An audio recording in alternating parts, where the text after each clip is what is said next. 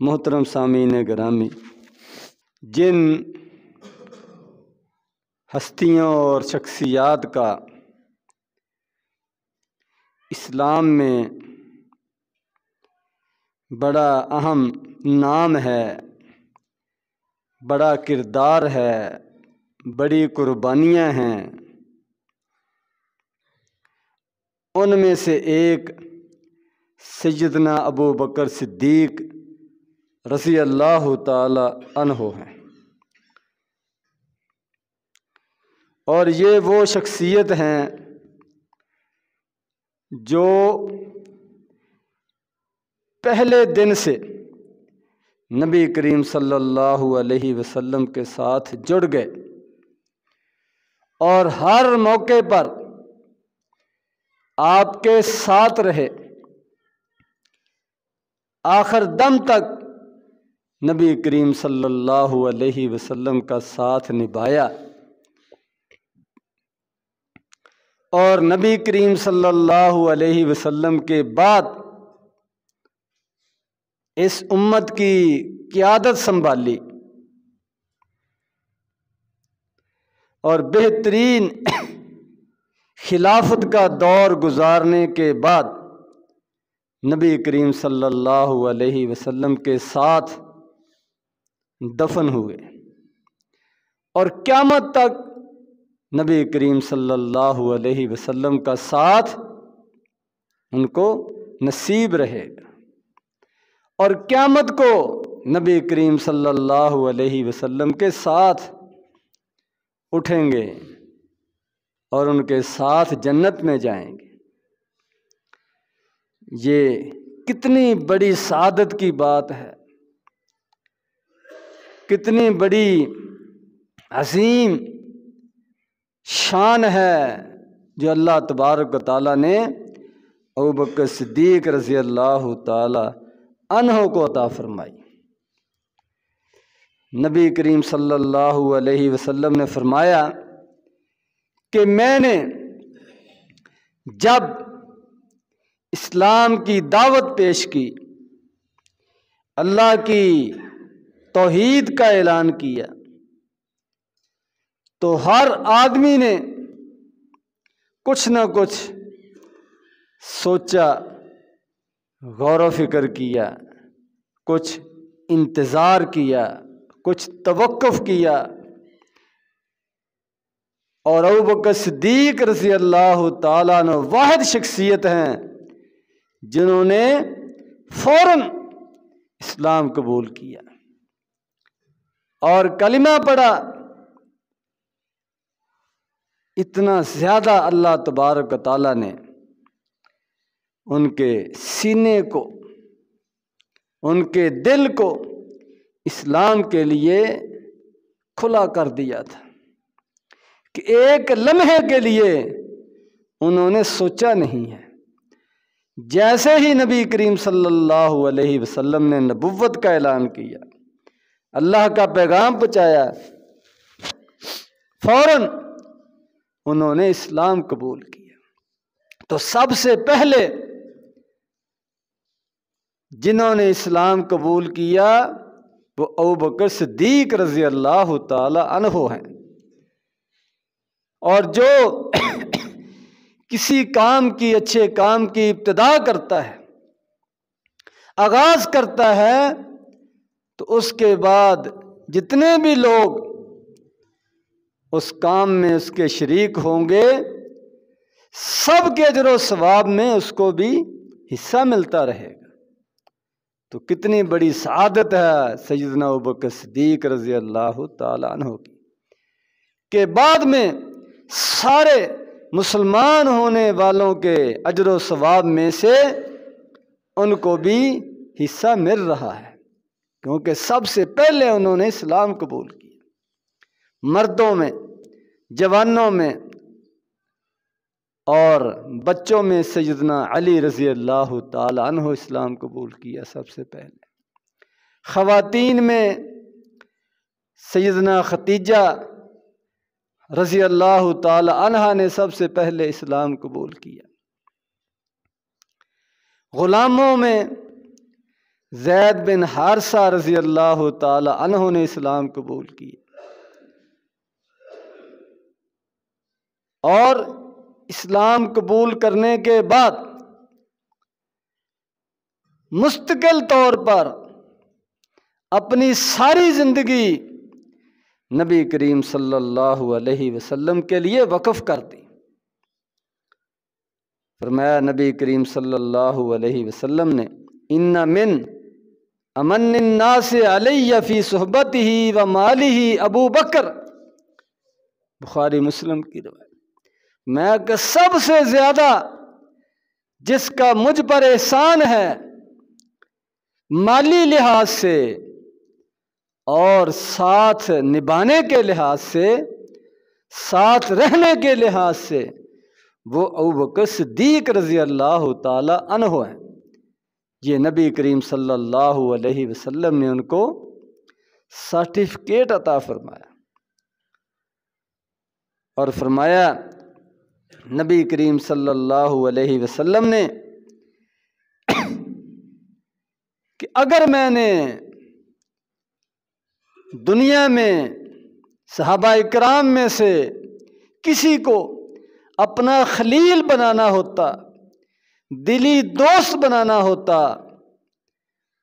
تو ابوبکر صدیق کو بناتا، لیکن میں نے اللہ تبارک و تعالیٰ کو اپنا خلیل بنایا ہوا ہے۔ حقیقی دلی دوست اللہ تبارک و تعالیٰ کی ذات ہے۔ اگر میں نے انسانوں میں سے کسی کو سب سے بڑھ کر وہ دوست بنانا ہوتا تو ابوبکر صدیق رضی اللہ تعالی عنہ ہوتے۔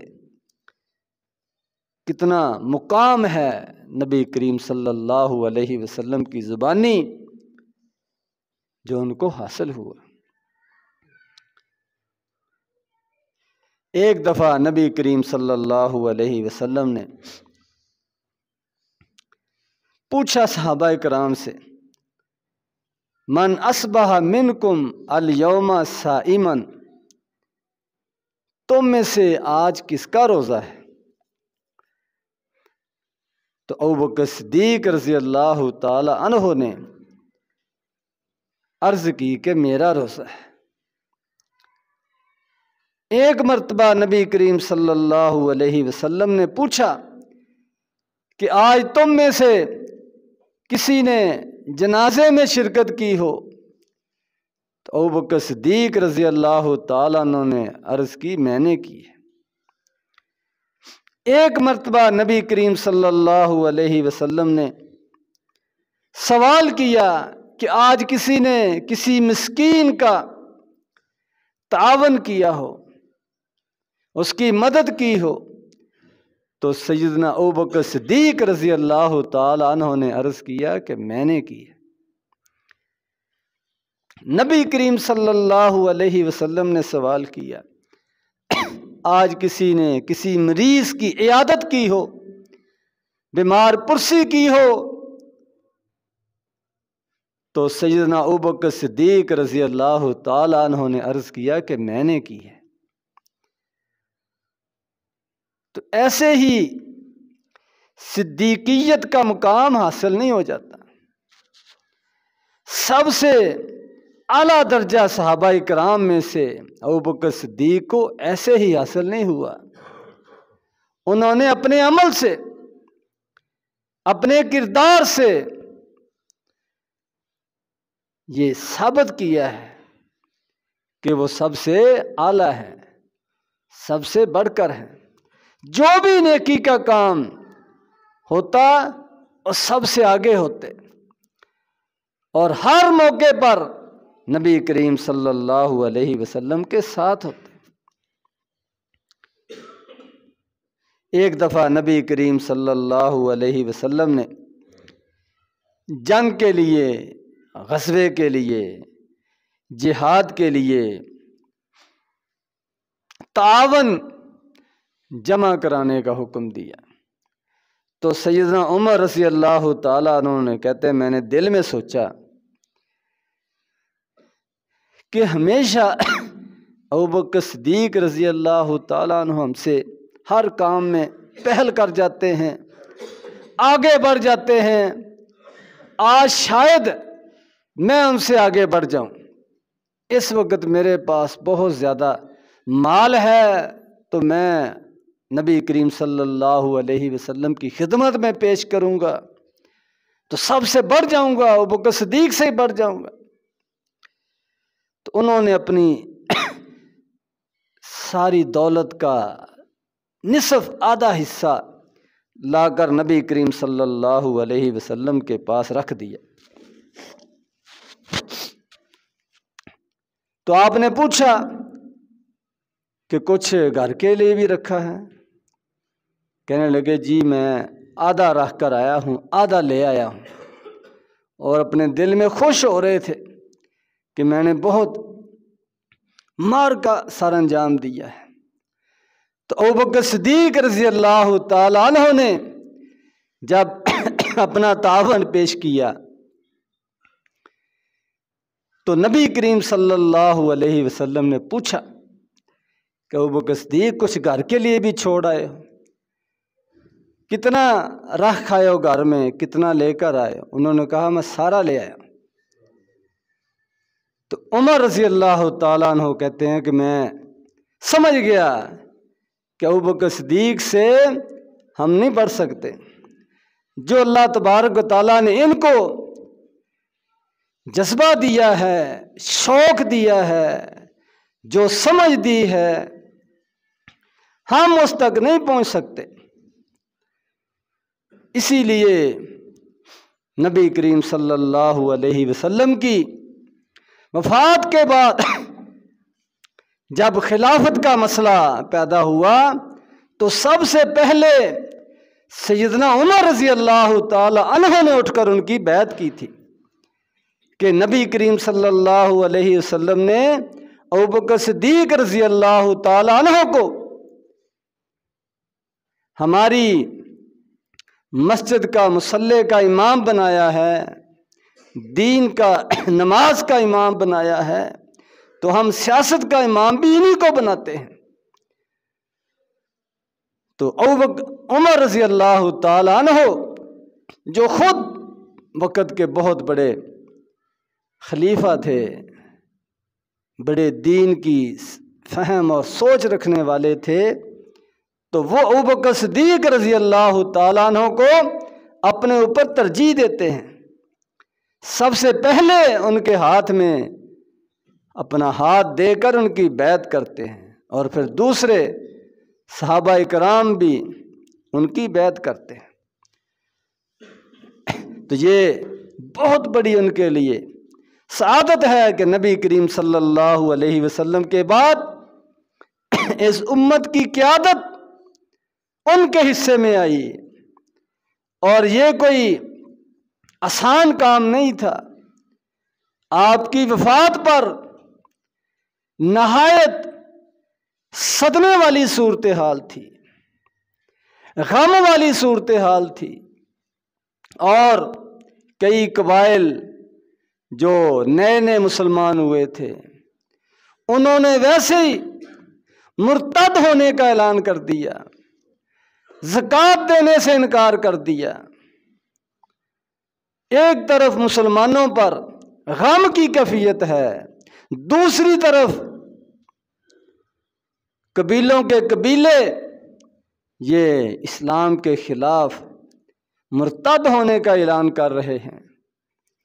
تو ایسی صورتحال میں کنٹرول کرنا معاملات کو، ان کو سنبھالنا، یہ ابوبکر صدیق رضی اللہ تعالی عنہ کے ہی نصیب میں آیا۔ اور انہوں نے جن کو عام طور پر سمجھتے تھے کہ بڑے نرم دل ہیں، کمزور ہیں، شفیق ہیں، لیکن دین کے معاملے میں، دین کی حفاظت کے معاملے میں ایسی استقامت کا، ایسی جرت کا مظاہرہ کیا کہ سارے صحابہ کرام حیران رہ گئے۔ انہوں نے کہا کہ جو لوگ زکوٰۃ کا انکار کرتے ہیں ان کے خلاف جنگ ہوگی، لڑائی ہوگی، بے شک ہم اس وقت لڑائی کی کیفیت میں نہیں ہیں، لیکن ہم ان کو روکیں گے۔ تو حضرت عمر رضی اللہ تعالیٰ عنہ باوجود بہت سخت ہونے کے وہ ابوبکر صدیق رضی اللہ تعالیٰ عنہ کو کہتے ہیں کہ ابھی جنگ کا موقع نہیں ہے، جنگ کے حالات نہیں ہیں، ابھی مدینے کو کنٹرول کریں، مدینے سے باہر فوج بھیجنے کی گنجائش نہیں ہے، اور ویسے بھی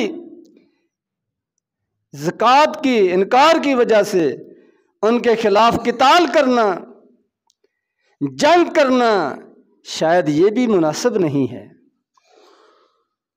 تو ابوبکر صدیق رضی اللہ تعالیٰ عنہ نے جواب دیا کہ جو نماز میں اور زکوٰۃ میں فرق کرے گا کہ نماز پڑھے زکوٰۃ نہ دے، ہم اس کے خلاف جنگ کریں گے۔ اور فرمایا کہ نبی کریم صلی اللہ علیہ وسلم کے زمانے میں جو آدمی ایک رسی بھی زکوٰۃ میں دیتا تھا، اس سے بھی اگر انکار کرے گا تو ہم اس سے جنگ کریں گے، لڑائی کریں گے۔ تو یہ اللہ تبارک و تعالیٰ نے ان کو فہم و فراست سے نوازا، اور ایسے حالات میں انہوں نے لشکر ترتیب دیے، مختلف قبائل کی طرف بھیجے، ان کے ساتھ لڑائیاں ہوئیں، اور اللہ تبارک و تعالیٰ نے اس دین کو، اسلام کو باقی رکھنا تھا۔ تو جو لوگ یہ سمجھتے تھے کہ شاید نبی کریم صلی اللہ علیہ وسلم کے جانے کے بعد یہ دین بھی ختم ہو جائے گا، مٹ جائے گا، ان کی امیدوں پر پانی پھر گیا کہ یہ تو پہلے سے بھی زیادہ جرأت کے ساتھ، بہادری کے ساتھ، تیزی کے ساتھ آگے بڑھ رہے ہیں۔ یہ اللہ تبارک و تعالیٰ نے ابوبکر صدیق رضی اللہ تعالیٰ عنہ کو سعادت نصیب فرمائی۔ اسی طرح ان کے سنہری کارناموں میں سے، امت کے اوپر احسانات میں سے بہت بڑا احسان کہ جنگ یمامہ میں کچھ حفاظ کرام شہید ہوئے، تو عمر رضی اللہ تعالیٰ عنہ کو سوچ آئی کہ قرآن مجید، اللہ کی کلام، ہماری زندگی دنیا آخرت کی ہدایت کا ذریعہ، اس کتاب کو لکھ کر محفوظ کر لینا چاہیے، ایک کتاب کی شکل میں، ایک جلد میں اس کو لکھ لینا چاہیے۔ زبانی طور پر تو لوگوں کو یاد ہے، اور مختلف ٹکڑوں کی شکل میں لوگوں کے پاس لکھا ہوا بھی ہے قرآن مجید، کسی کے پاس کوئی صورت، کسی کے پاس کوئی صورت، لیکن اکٹھا ایک نسخہ، ایک جلد میں یہ ابھی تک لکھا نہیں گیا تھا۔ نبی کریم صلی اللہ علیہ وسلم پر جب وحی نازل ہوتی تو آپ اپنے کاتب وحی کو بلاتے، اس کو لکھا دیتے، کبھی کسی کو، کبھی کسی کو، اس طرح مختلف لوگوں کے پاس وہ آیات اور صورتیں یہ لکھی ہوئی تھی، اور زبانی تقریباً سب کو یاد تھا۔ تو سب کا اعتماد یہ حافظے پر تھا، لیکن عمر رضی اللہ تعالیٰ عنہ کو سوچ آئی کہ یہ بعد والے لوگوں کے لیے کوئی پریشانی نہ بنے، اور زبانی کے اندر کوئی کمی پیشی نہ ہو جائے، اس لیے اس کو لکھ لینا چاہیے تاکہ محفوظ ہو جائے، قیامت تک کے لیے باقی رہے۔ تو انہوں نے ابوبکر صدیق رضی اللہ تعالیٰ عنہ سے عرض کی کہ قرآن مجید اس کو لکھ لینا چاہیے۔ تو ابوبکر صدیق رضی اللہ تعالیٰ عنہ نے کہا کہ جو کام نبی کریم صلی اللہ علیہ وسلم نے نہیں کیا، میں کیسے کر سکتا ہوں؟ تو عمر رضی اللہ تعالیٰ عنہ بار بار اصرار کر کے ان کو قائل کرتے رہے، سمجھاتے رہے کہ اس میں کوئی ممانت نہیں ہے، کوئی خرابی نہیں ہے۔ نبی کریم صلی اللہ علیہ وسلم نے قرآن لکھوایا ہے، لوگوں کے پاس لکھا ہوا موجود ہے، صرف اس کو اکٹھا کرنا ہے، ایک جلد میں کرنا ہے۔ تو کہتے ہیں میرے بار بار اصرار پر آخر اللہ تبارک و تعالیٰ نے ان کے دل میں یہ بات ڈال دی کہ یہ کام ہونا چاہیے۔ تو انہوں نے زید بن ثابت رضی اللہ تعالیٰ عنہ جو کاتب وحی تھے اس کو بلایا اور اس کی یہ ذمہ داری لگائی کہ تم نے پورا قرآن مجید یہ ایک کتابی شکل میں لکھنا ہے، جمع کرنا ہے۔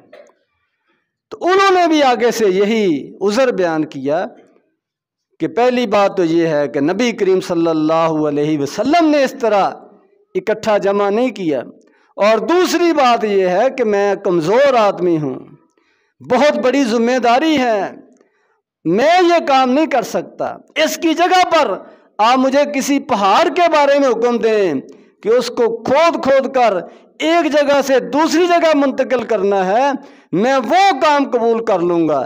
یہ کام بہت مشکل ہے، ذمہ داری کا کام۔ تو عمر رضی اللہ تعالیٰ عنہ، ابوبکر صدیق رضی اللہ تعالیٰ عنہ بار بار ان کو سمجھاتے رہے، حتیٰ کہ اللہ تبارک و تعالیٰ نے ان کا سینہ بھی کھول دیا، اس کام کے لیے تیار ہو گئے۔ اور یہ قرآن مجید اب ہمارے پاس کتابی شکل میں پوری دنیا میں موجود ہے، جس سے لوگ ہدایت حاصل کرتے ہیں۔ اللہ کی کلام کو محفوظ کرنے کا کام، ایک جلد اور نسخے میں جمع کرنے کا کام، یہ ابوبکر صدیق رضی اللہ تعالی عنہ کے حصے میں آیا، رضی اللہ تعالی عنہ۔ یہ ہیں وہ شخصیات جن کا وقتاً فوقتاً تذکرہ ہوتا رہنا چاہیے، ان کے کارنامے بیان ہوتے رہنے چاہیے، تاکہ ہمیں حوصلہ بھی ہو، علم بھی ہو کہ ہم کن لوگوں کے وارث ہیں، ہمارے بڑوں نے کیا کیا کارنامے سر انجام دیے ہیں۔ ہم بھی دین کے لیے ان کی طرح اپنا مال پیش کریں، اپنی جانیں پیش کریں، اپنا وقت لگائیں، اور دین کی خدمت اور اس کی دعوت اور تبلیغ میں، اس کے پھیلانے میں اپنی سازش سمجھیں۔ اللہ تبارک و تعالی سمجھنے کی، عمل کرنے کی توفیق عطا فرمائے۔ وآخر دعوانا ان الحمد للہ رب العالمین۔